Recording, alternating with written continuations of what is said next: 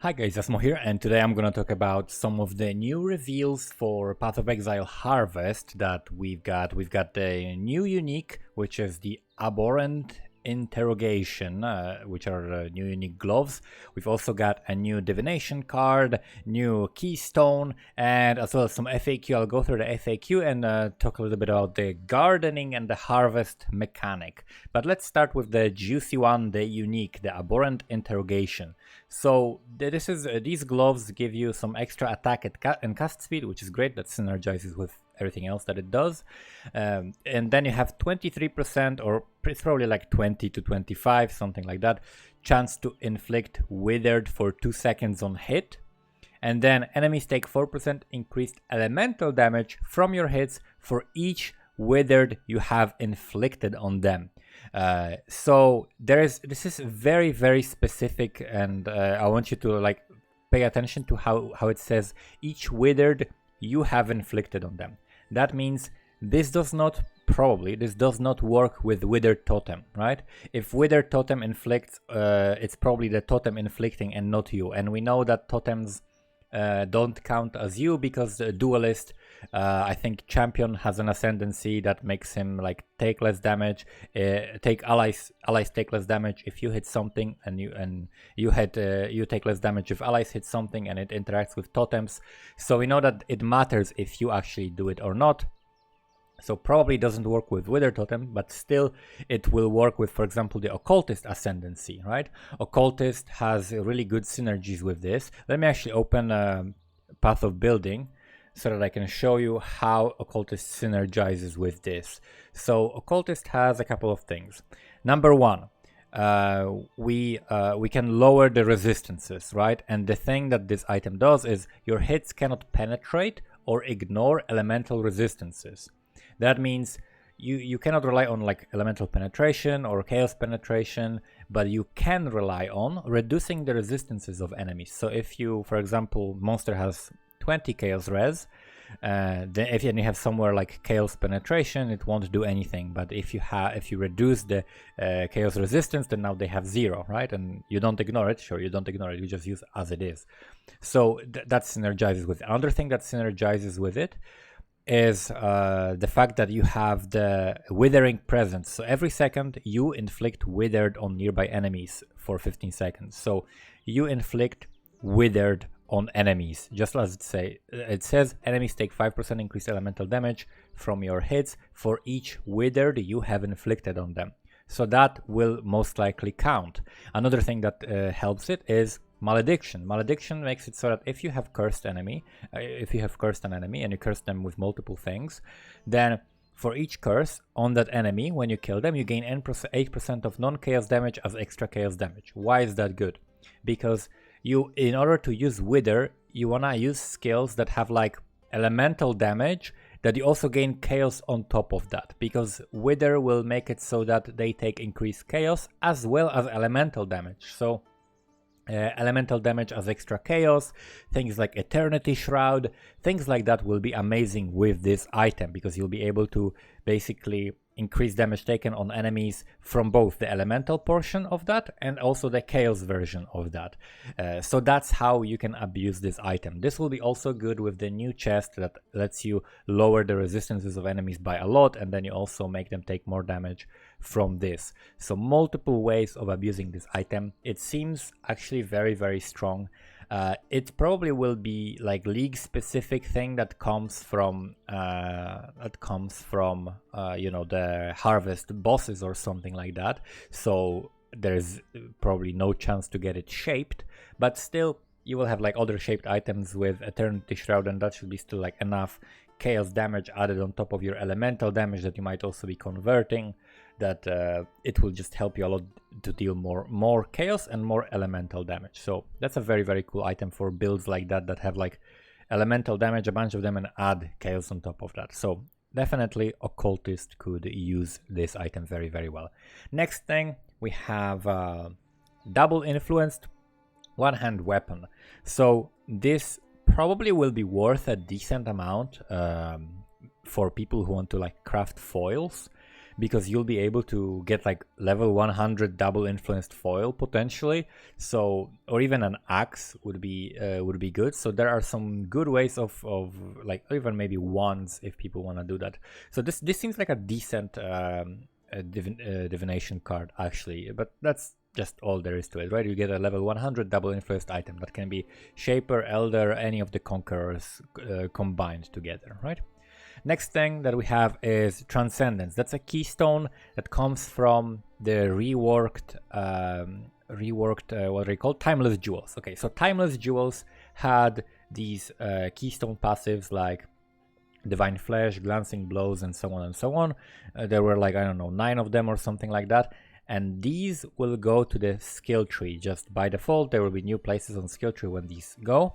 But we know how they work. We know them from the Timeless Jewels, so there is nothing new there other than just accessibility in solo self-found, because you don't need to find the Timeless Jewel, and it might be cool for certain classes to get early access to them. But other than that, we get some new Timeless Jewel keystones, and this is one of them. Armor applies to fire, cold, and lightning damage taken from hits instead of physical damage. So basically armor doesn't protect you from physical damage anymore, so you want some other physical mitigation like aspect of the crab, fortify, other things like that. Plus also it doesn't work for degen, right? So it doesn't work for burning, it doesn't work for cold damage over time, it doesn't work for lightning damage over time, and you get minus 5% to all maximum elemental resistances. This drawback can be bypassed by, for example, using Lore Weave, or currently it could be bypassed by using Herald stacking and just getting to like 90 over, like, because you can overcap your overcap. Like you can maximally have 90% elemental resistance, but you can still have like 105. And if you are in a map that gives you minus 10 max res, now you're at 95. So you still have the 90, right? So you can overcap that. So you can potentially overcap that and still be at 90% of maximum elemental resistances, even with this. However, you'd need like some crazy mechanic like Herald stacking or something like that for it. Other than that, you can use Lore Weave, and that would just be your elemental resistance. Your elemental resistances are 78, for example. And that's just what you'll have, regardless of this being minus 5 to max. So it seems like potentially like Juggernaut can benefit from a bunch of those changes, right? Because he can have like extra mitigation, like extra elemental mitigation, extra physical mitigation from endurance charges, which means you don't need the armor to protect you from the physical damage hits, and you can have this extra mitigation for the elemental damage, right? So that could be very, very helpful for someone like a Juggernaut. You can make a really, really tanky character in some cases with that. So that's really cool. And the next we have the Path of Exile Harvest FAQ. So let's see the questions and let's see if there's something interesting here. So do seeds stack? First, yes, identical seeds of the same level will stack in your inventory. Okay. The level will be displayed on the seed in your inventory. Okay, so you will see like the item levels, I guess, of them, and the same item levels will stack together. Okay, that's cool. Probably more useful like later in maps. How do I make my plants grow? The seeds specify how many cycles of growth they require before they are ready to harvest. Okay, and when you open a seed cache in the main game, so in a map or in a zone while leveling, it counts as one growth cycle. Okay, and you don't need to enter your garden in order to make the seeds grow, and their growth is not tied to the passage of time. Yeah, so as soon as you like do certain amount of seed caches, you open them, you get the seeds from a new map, then the cycle goes. It's fairly easy to do. You just need to quickly run through maps and open that. What happens if I don't plant my seeds? Will they disappear? You can save them as long as you want. Do I have to harvest my plants within a certain amount of time? No. They don't wither or die because it's magic. If I don't feel like tending my garden, what happens if I skip entering the garden? Nothing happens. How do I get garden equipment? You start with a small amount of each type of equipment to facilitate getting a garden started, and some already placed in your garden to ensure that it's easy to learn how things work. And it's likely that you can use Life Force to purchase additional pieces, probably like Azurite in Delve, right? Something like that. Can I accidentally target my garden's infrastructure while fighting the monsters?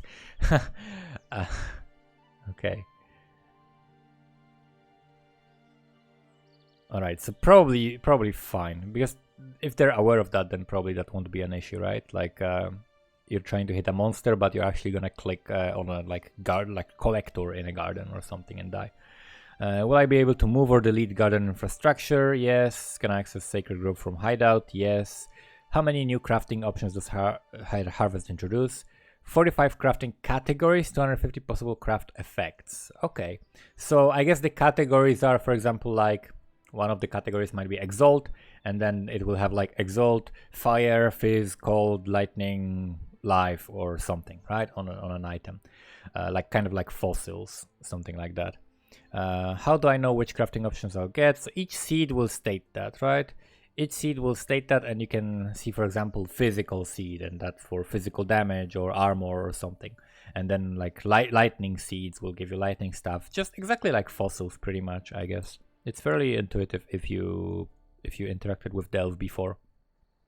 Does Harvest crafting also benefit low-level players? For sure, for sure. They said in an interview, Chris Wilson said that they basically have like a benchmark for a league mechanic.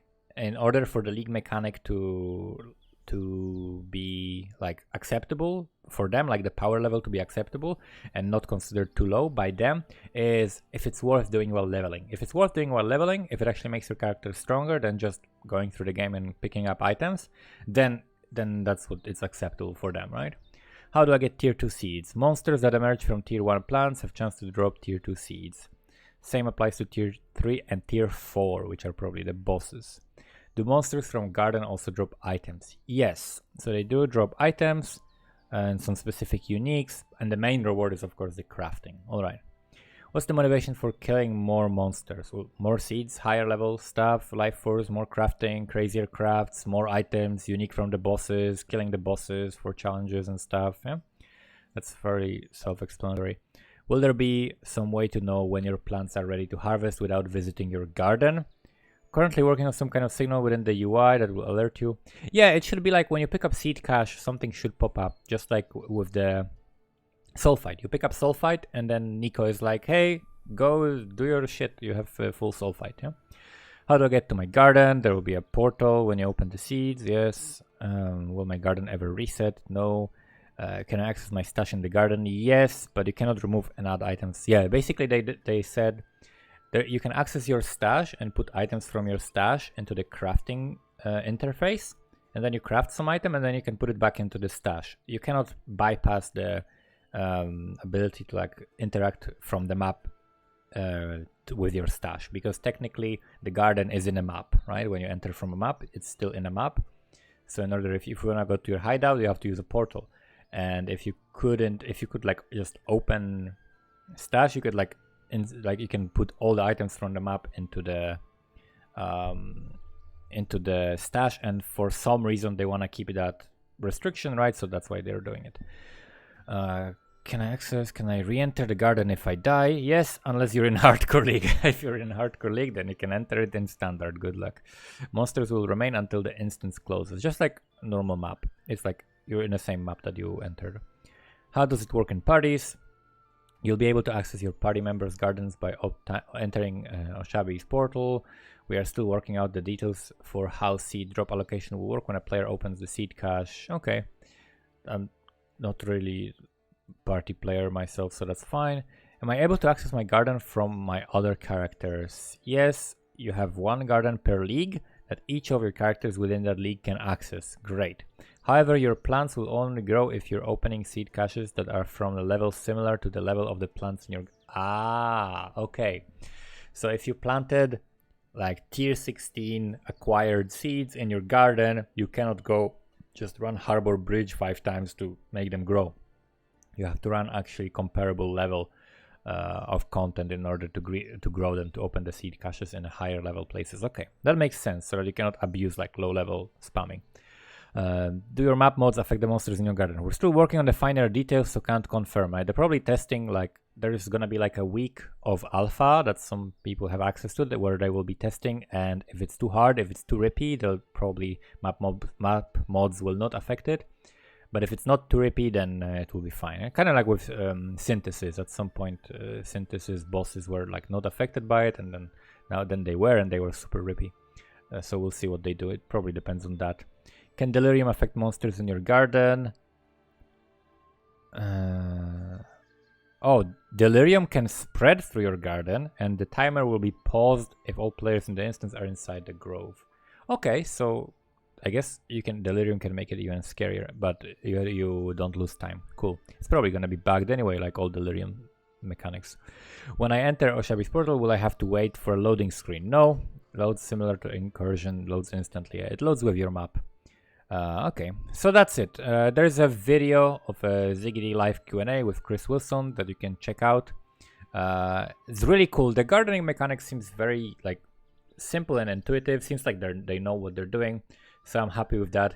If you have any questions or any specific thing about the new league that you'd like me to address in any of the future videos, let me know in the comments below. Thank you guys for watching and see you next time.